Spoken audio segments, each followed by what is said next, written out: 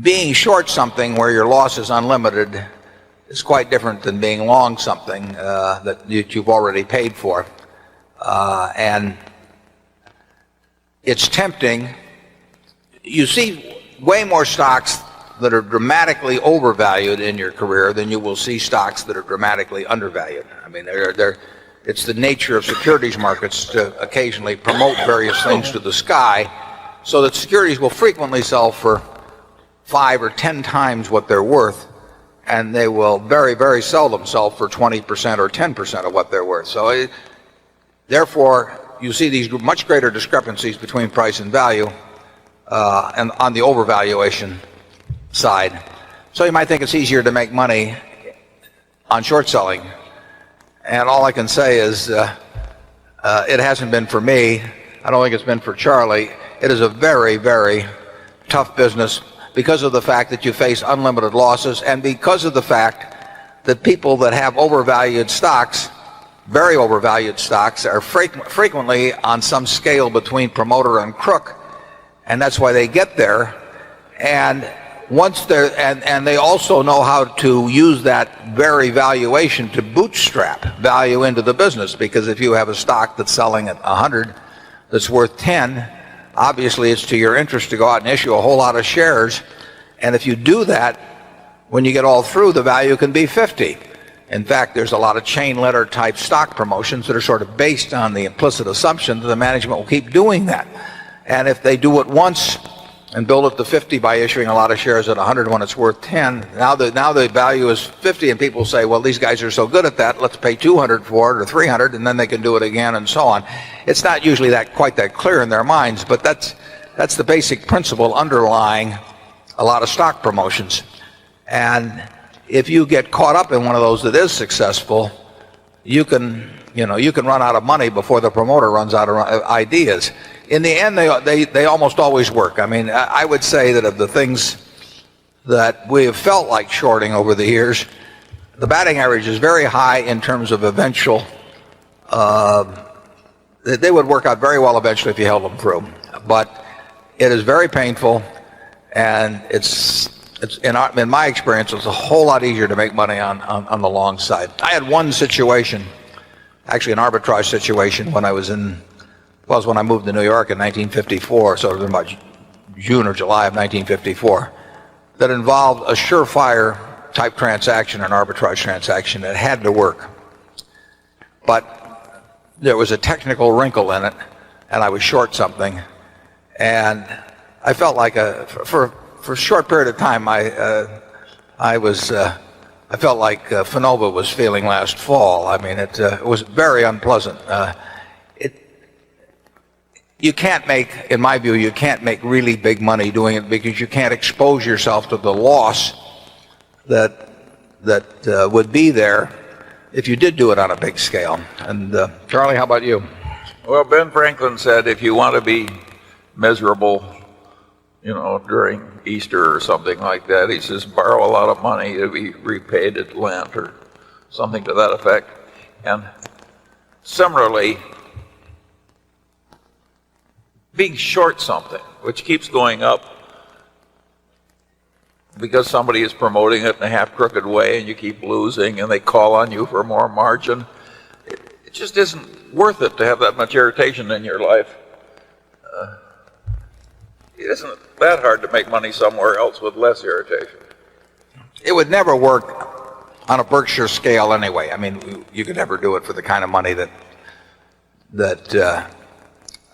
would be necessary to do it with in order to have a real effect on Berkshire's overall value. So it's not something we think about. It's interesting, though. I mean, I've got a copy of the New York Times from the day of the Northern Pacific corner, and that was a case where two opposing each owned over 50% of the Northern Pacific Company, Northern Pacific Railroad. And when two people each own over 50% of something, it's going to be interesting. And Northern Pacific on that day went from 170 to 1,000, and it was selling for cash because you had to actually have the certificates that day rather than the normal settlement date. And on the front page of the New York Times, which incidentally sold for a penny in those days, it's had a little more inflation than Coca-Cola. Front page of the New York Times, right next to the story about it, it told about a brewer in Newark, New Jersey, who had gotten a margin call that day because of this, and he jumped into a vat of hot beer and died. And that's really never appealed to me as, the ending of a financial career. And who knows, when they had a corner in Piggly Wiggly, they had a corner in Auburn Motors in the 1920s. I mean, there were corners. That was part of the game back when it was played in a kind of a footloose manner. And it did not pay to be short. Actually, during that period, you might find it interesting. In the current issue of the New Yorker, maybe one issue ago, the one that has the interesting story about Ted Turner, there's also a story about Hetty Green. And Hetty Green was one of the original incorporators of Hathaway Manufacturing, half of our Berkshire Hathaway operation, back in the 1880s. And Hetty Green was just piling up money. She was the richest woman in probably maybe in the world, certainly in the United States. Maybe some queen was richer abroad. But Hetty Green just made it by the slow, old-fashioned way. I doubt if Hetty was ever short anything. So as a spiritual descendant of Hetty Green, we're going to stay away from shorts at Berkshire. There's nothing evil per se about, in my view, about selling things short. I would say that it's a very, very tough way to make a living. It's not only often painful financially, it's very painful emotionally, because a stock that you sell short, a stock that you buy at 20 can go down 20 points, and a stock that you sell short at 20 can go up an infinite amount, and you don't think about that until you've gone short and it goes up about 10 or 15 points, and then you don't sleep very well. So it's a very tough way to make a living. There are people on the short side that have done and that do things to try to make stocks go down, some of which are appropriate and some of which are inappropriate. There are people on the long side that have done the same sort of things go on. So I don't see any, I have no axe to grind in the least against short sellers.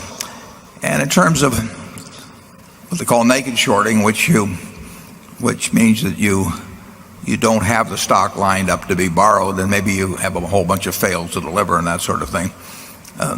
I don't have a great problem with that. If anybody wants to do that with Berkshire, they more power to them. Short sellers, the situations in which there have been huge short interests very often have been later revealed to be frauds or semi-frauds. Now, the one my friend runs is not at all, but the batting average, I mean, over the years, I probably had 100 ideas of things that should be shorted, and I would say that almost every one of them have turned out to be correct, and I'll bet if I'd tried to do it and make money out of it, I probably would have lost money. I would have had no fun, and the opportunity cost, as Charlie said, would have been enormous, because if somebody's running something that's semi-fraudulent, they're probably pretty good at it, and they're working full-time at it, and they've succeeded for a while, and they may keep succeeding, and if they succeed and you go in at X and it goes to 5X, all you're hoping after a while is that it goes back to X again or something of the sort. It's a very tough psychological game to play. Few people may be well suited for it. I would never put any money with a short fund, but not because I would think it would be ethically wrong. I just think that they're unlikely to make money. Charlie, do you have any thoughts on short selling or naked short selling? Well, I think you're absolutely right there, in the sense that that would be one of the most irritating experiences in the world, to figure out something is crooked and foolish and so forth, and then short it at X and have it go to 3X. Now you're watching all these happy crooks splashing around in your money while you're meeting margin calls. Why would you want to go in hailing distance of an experience like that?